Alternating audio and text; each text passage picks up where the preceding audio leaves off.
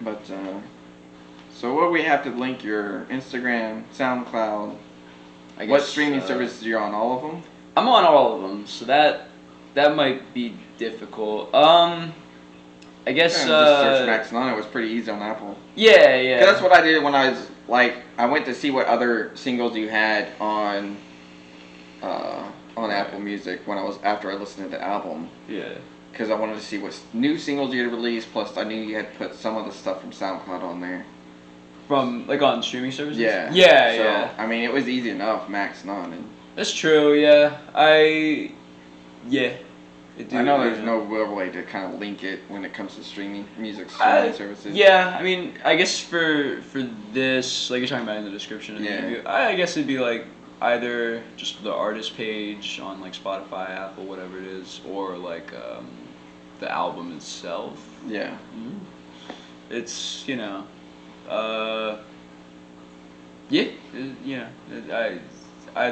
one of those.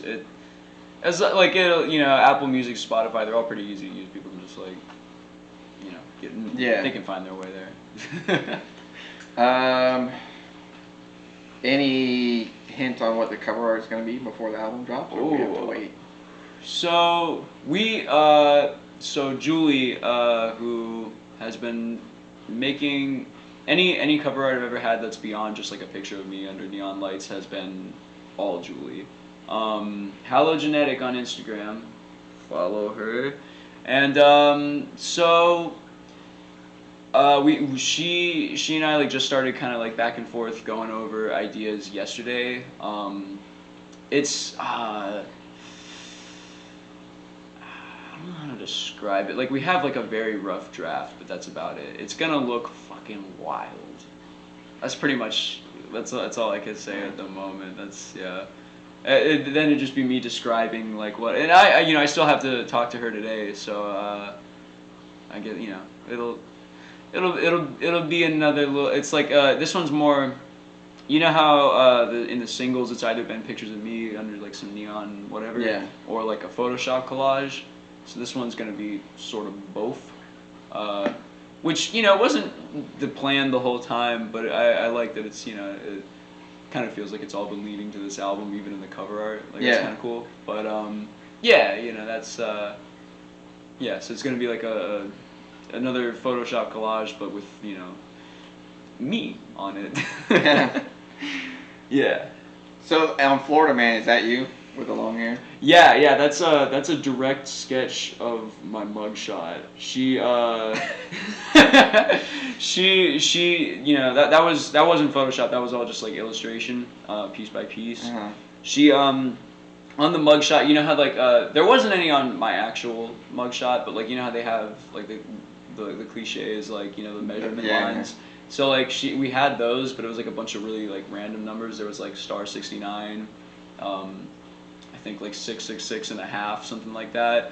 So there's a lot of like there's a lot of Easter eggs on that album cover, like the Florida Man cover. I got that sense for the first time I saw it, because I was even like reading the lines, the article, and, like, all kinds like, and I wondered how true it was. And like, and I kind of could see the resemblance in the picture. I was like, is that him with long hair? That like, is, all kinds of stuff I kind of wanted. So I had the sense that there was almost a reason for every little detail on there, with the lighter and everything else. Like I got that sense the first time A lot of the article is just like, is it Dadaism or Dadaism?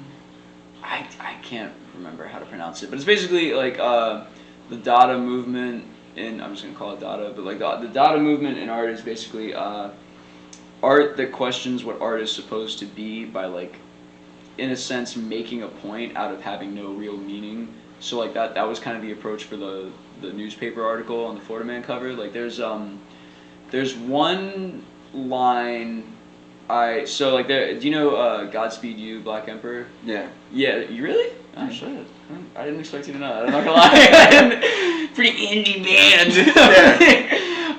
But yeah, so like there was the show, I think in like 2000, like somewhere in the early 2000s, where like this show, I'm pretty sure it was in New York, but they had like in the back of the venue there was this like really long balcony So like they draped this this banner over the entire like the ledge of the balcony, and it said in giant letters like Celine Dion sings love songs while our cities burn. And I look, I don't know what the fuck they meant by that, but I loved it. So that made it into the article somewhere. There's just like it's like it doesn't form any kind of coherent sentence. It barely has anything to do with the album. Right. But like it's just it's a fun weird little thing to read. It's like the ramblings of an incoherent madman. You know?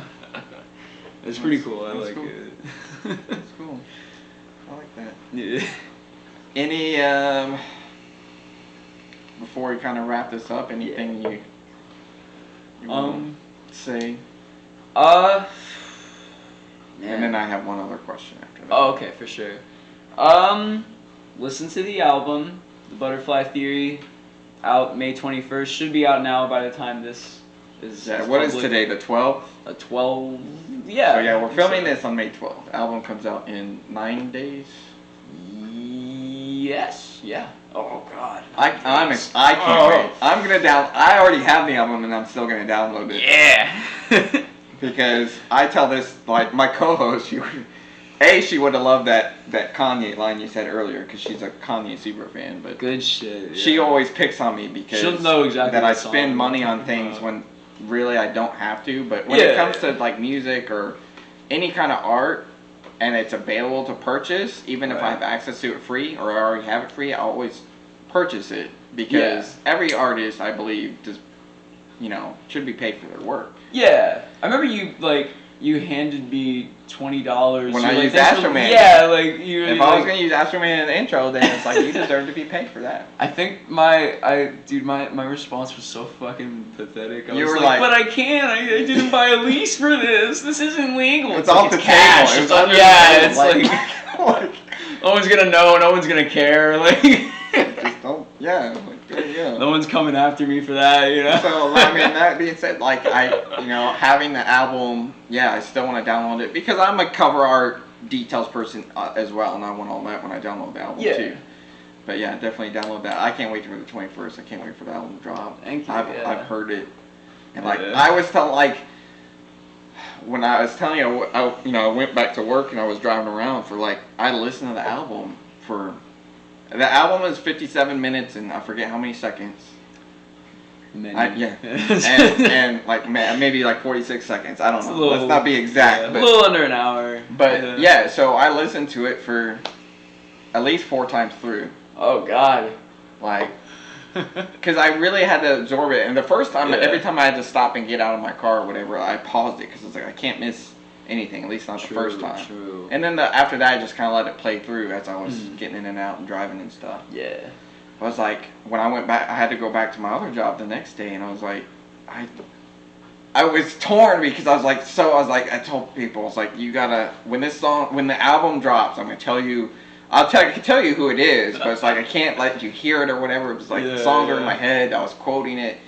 And they're like, what are you talking about? I was like, dude, I can't wait till this album drops so I can really, tell people to go download it and buy it and stuff like that. It's confidential right now. I'm excited. I couldn't wait for, the interview to get a chance to talk to you about it and everything, even though I know this won't come out till after the album. But it's all very exciting to kind of be on the little inside loop here. So, yeah, definitely go get it. For sure. Other than that, I mean, the only thing, typically when I've had musicians on, we always talk about whatever album they got coming out and some of their older stuff, just like we did here. Yeah. And I'll end with a song. Okay. I let the artist choose. So that would be, whether you want to do Suburban Trap Lord or something different that's not going to be a single. That's up to you. And then whatever song you choose, give us a little inside scoop on how that song came to be. Are we playing the song? Yeah. Oh, okay. Yeah, kind of like, we end the episode, say bye bye, blah blah blah, and here's whatever song you choose by Max. By Max. Fuck.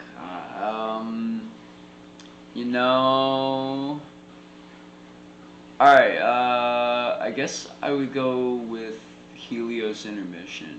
Really? Yeah. Wasn't expecting that one. I mean, yeah. I don't want to, like, because, you know, Suburban Trap Lord, people are going to listen to that one. But if there's one that, like, I think wouldn't get a lot of attention despite being really good, Helios Intermission. Like, that's one of my favorites on there, on the album. Okay. So yeah, just like how did it come together? Yeah. Okay. So there's a few songs that kind of follow, I don't want to say a formula, but you know, pretty much a formula of like it's a cappella. Everything you hear is coming from the artist's voice. There's Woods by Bon Iver, Hide and Seek by, I want to say, Imogen Heap. I don't know if that's how you pronounce her name. Yeah, I know her. Yeah. Everybody, I'm so pissed that everybody just knows that song for the Jason Derulo sample, like, what you say. That's how I found out about her, but then I listened to her stuff, because, and then, like, once I found out that she had her own song that he just Beautiful took it, like, song. yes, it's so good. Gorgeous. And it just it's builds a up fucking before, meme. like, and it builds up before it even gets to that part that he sampled. I was like, oh, you gotta listen to that from the beginning to end. So I listened to more of her stuff. I love her. Good, yeah, she's great. And it's just her, like, that song is such a, it's a fucking masterpiece. Yes. It's in meme status now because fucking Jason Derulo decided, oh, this sounds hard. And yeah, it does, but keep your fucking hands off of it, Jason.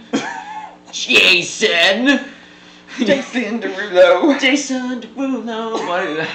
Why? Why did you have to get your dick prints all over Imogen Heap? Come on, man. He had to do it. Anyway, so, you know, basically, like, no real music behind it.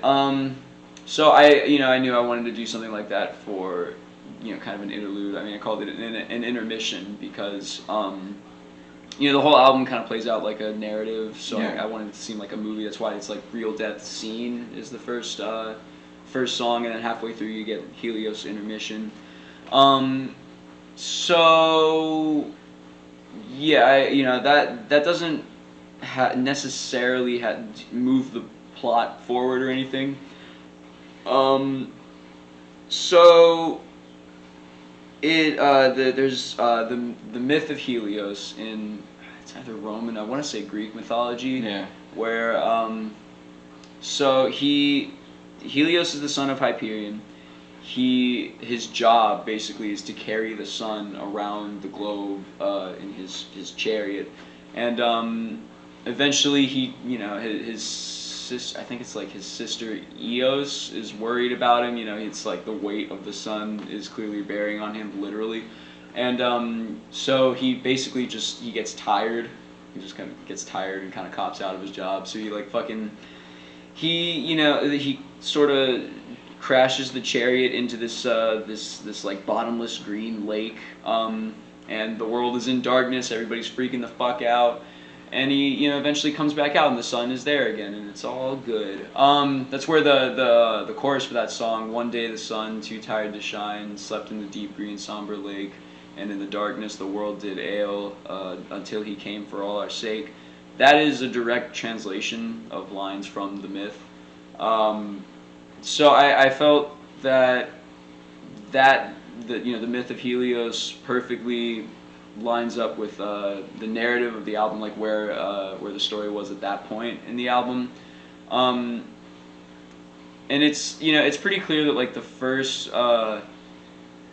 couple verses are sung from the perspective of me on the album, but then the last verse, it's where like it just becomes like full Greek mythology.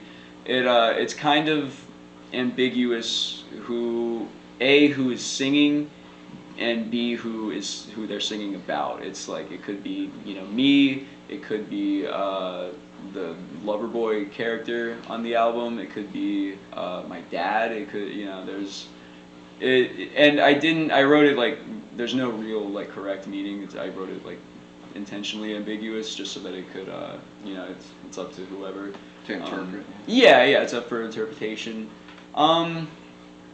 So yeah, that's one of my favorites. It's really good. Excellent. Yeah. All right. Did you want me to like put it on the speaker or like edit in like?